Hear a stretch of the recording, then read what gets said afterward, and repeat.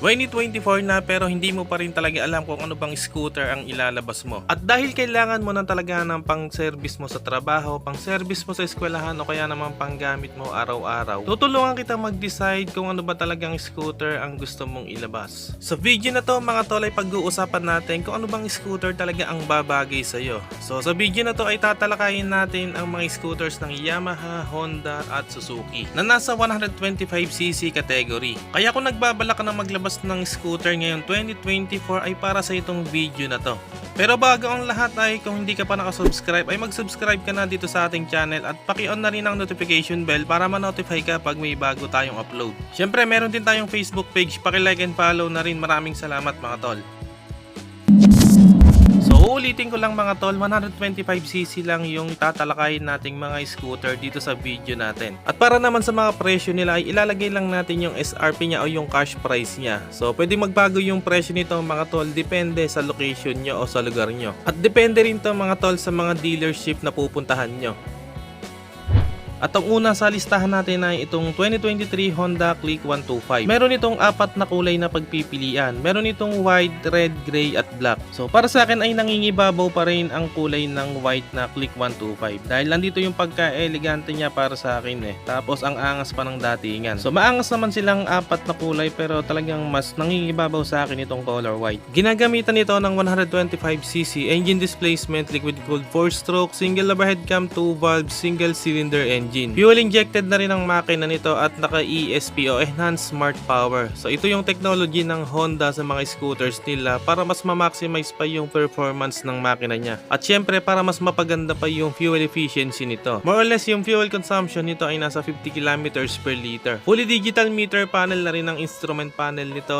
LED ang mga ilaw at naka-tubeless na rin ang mga gulong. At sa looks naman nito ay meron itong premium looking design at andito rin yung angas ng design niya. At ang cash price naman nito ngayon ay 80,900 pesos. So meron nga rin pala tong limited edition, itong 50th anniversary edition ng Honda. So meron itong cash price na 83,900 pesos. Sunod naman natin sa listahan itong Yamaha MIUI 125. So isa to ngayon sa bestseller na scooter ni Yamaha. So meron itong dalawang variant, ang S version at ang standard version. S version ito ay ito yung may stop and start system. So ito yung technology ni Yamaha na kapag huminto tayo automatic namamatay yung makina niya. And after ilang segundo pihitin lang natin ng silinyador ay automatic under na ulit yung makina nito. Meron din itong sharp looking design dito sa front design niya. Yan makikita natin meron siyang M-shape dito sa kanyang front design. So sa mga ilaw nito bulb type pa rin yung ginamit ni Yamaha dito. At sa meter panel naka-analog pa rin siya. Gumagamit din naman ito ng 125cc air-cooled single overhead cam, 2 valves, fuel injected single cylinder engine. And equipped din ito ng Blue Core technology ni Yamaha. So ito naman yung technology ng Yamaha na parang ESP din ng Honda. So sa mga technology na to na ma-maximize yung power ng makina niya. At the same time andun pa rin yung fuel efficiency nito. Sa fuel consumption naman niya kaya nitong umabot ng 45 kilometers per liter. Pagdating naman sa cash price nito para sa standard version, meron itong cash price na 77,900 pesos. And para naman sa S version, meron itong cash price na 80,400 pesos. At ito pa mga tol yung isa sa Mio series ni Yamaha, no, itong Mio Soul i125. So same engine lang to sa Mio i125, ang pinagkaiba lang nila yung body design niya. So sa mga ilaw rin naman ay nag-iba rin sila, naka-LED na yung headlight ni Mio Soul i125 pero sa mga signal light o turn signals ay naka-bulb type pa rin. Kumbaga itong si Mio Soul i125 ay mas sporty yung datingan nito compare natin kay Mio i125. And meron din itong S version, yung mayroong stop and start system. Pagdating sa cash price naman itong Mio Soul i125, standard version ay 79,900 pesos at ang S version ay 83,900 pesos. And another Mio from Yamaha. So ito yung Yamaha Mio Fazio 125. So isa to sa mga hybrid scooters ngayon ng Yamaha na talagang pumatok at pinag-usapan sa social media. So meron itong classic look design na may mga modern features. So gumagamit din naman ito ng 125cc engine displacement, 4-stroke, single overhead cam, 2 valves, fuel injected single cylinder engine. So ito nga yung isa sa Mio series ni Yamaha na may hybrid na technology. So ito yung technology na kapag nag-accelerate tayo dito. So tumutulong yung battery nito sa makina niya for 3 seconds para hindi mahirapan masyado yung makina niya, lalo na sa mga paahon na kalsada o kaya naman kung meron tayong back ride. So nakakatulong din to para mas gumanda yung fuel efficiency nitong Mio Fazio 125. So dahil kapag nag-accelerate tayo, so hindi naman 100% na gas yung magpapatakbo dito sa motor na to. So yun nga, tumutulong yung battery niya, kaya lang sa loob lang 3 segundo. At pagdating sa kanyang fuel consumption, kaya nitong maabot ng 45 to 48 kilometers per liter. At meron namang ibang owner na umaabot daw ito ng 50 to 55 kilometers per liter. So depende pa rin niya kasi sa rider o sa road condition.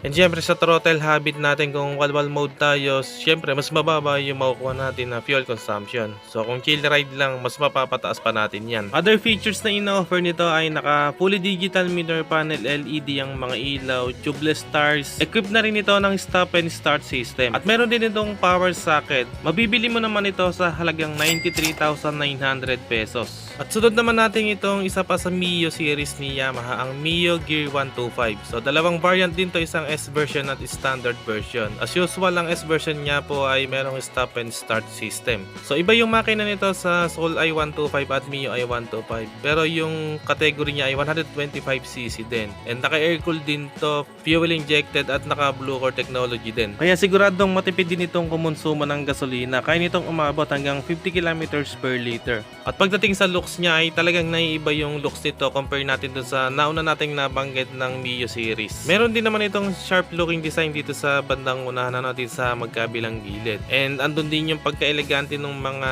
fairings niya, no? So may smooth na design kumbaga. And yung datingan niya parang papunta na siya sa isang maxi scooter. So naka-LED yung ilaw nito sa headlamp, pero yung mga turn signals ay bulb type ang ginamit.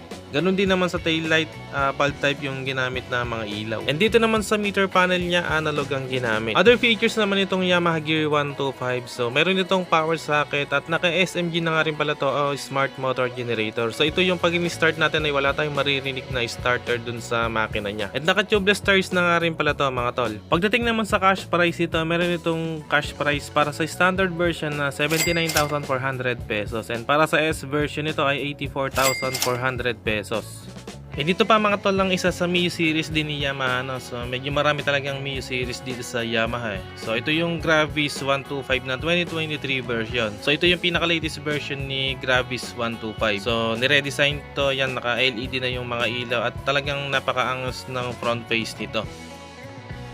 So 125cc lang din to mga tol, kaya lang pinagkaiba nito dun sa ibang Mio series ni Yamaha. Mas bulky yung body design nitong Gravis 125, kaya bagay na bagay dun sa mga medyo malalaki yung katawan. So ginagamitan nga to ng 125cc engine displacement, air-cooled, single overhead cam, 2 valves, fuel injected engine. At equipped din naman ito ng Blue Core technology ni Yamaha at matipid din to kumonsumo ng gasolina na kayang umabot ng 45 to 50 kilometers per liter. Sa mga features naman na ino-offer nito, naka-digital mirror panel, LED ang mga ilaw. Meron itong large compartment na kayang magkasya ang isang full face helmet. Syempre meron din itong power socket para sa mga mobile gadget natin. At isa sa nagustuhan ko dito, yung fuel cap refiller nito ay andito sa bandang unahan dito sa legroom natin, ano. So very convenient pag magpapagas dahil hindi na natin kailangan bumaba ng motor para buksan yung upuan. So bubuksan lang natin dito sa cap at pwede na tayo magpa-refill ng gas. So very convenient yon. At equipped din ito ng stop and start system. Pagdating naman sa cash price nito, meron itong cash price ngayon na 93,900 pesos.